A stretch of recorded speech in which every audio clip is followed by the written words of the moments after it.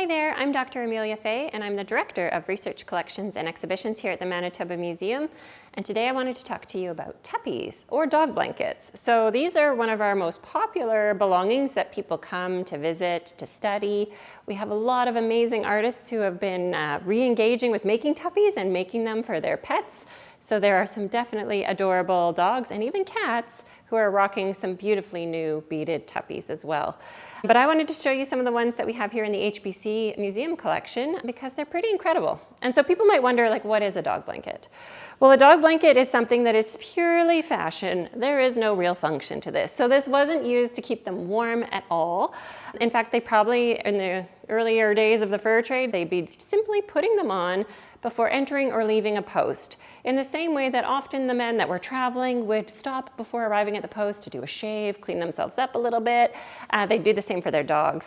And so we actually have some incredible notations in some of the HBC records that talk about how the dogs themselves also felt pretty beautiful. They walked with a little bit more pep in their step. And so it was definitely something about celebrating and announcing an arrival of a post. So these blankets tended to be beaded, sometimes embroidered, sometimes ribbon work, and sometimes they have pretty incredible bells. So I just wanted to walk you through some of the ones we have here in the collection. So you can see they've got a fringe, usually with kind of a yarn going ahead. This one has a twin that's downstairs in our HBC gallery that you can see. But this one is beautiful, bold, bright beadwork. It's a little more contemporary, so this would be early 20th century. Whereas if we move into some of the older ones, you can see that maybe they're showing a bit of signs of wear too. So here the fringe is kind of falling apart a little bit. Some of the beads are missing, but listen to the bells.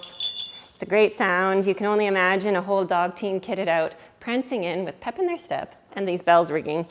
And this one is one of my favorites because we don't have a lot where it's beaded on brown velvet. So often you'll see kind of that black velvet, but occasionally you see different colors like a maroon and this beautiful brown.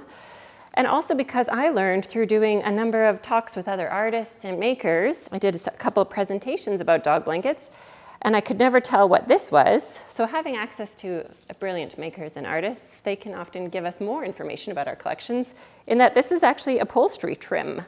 So I learned that this one, unlike the yarn that we see on other ones, was upholstery trim, which was kind of interesting.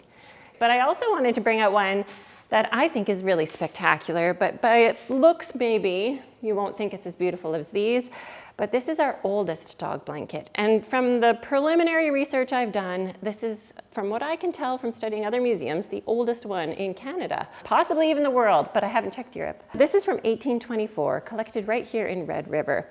And you can see it's showing some extreme signs of wear and some dirt, but this was done with ribbon work. So unlike the beadwork, the embroidery we see on others, all of this, which is now pulling apart, the one downside to silk ribbon is it does something our conservators call shatter, which I would just call rips, but it basically rips. So you can see it pulling apart. The silk really doesn't hold up well over time, but we're doing our best to conserve and preserve this because it is, as I said, what I think right now is the oldest. So right here, Red River from 1823-24, and it's a beautiful example, again, of a different art medium and a different way of dressing up your pup before you enter or leave a post.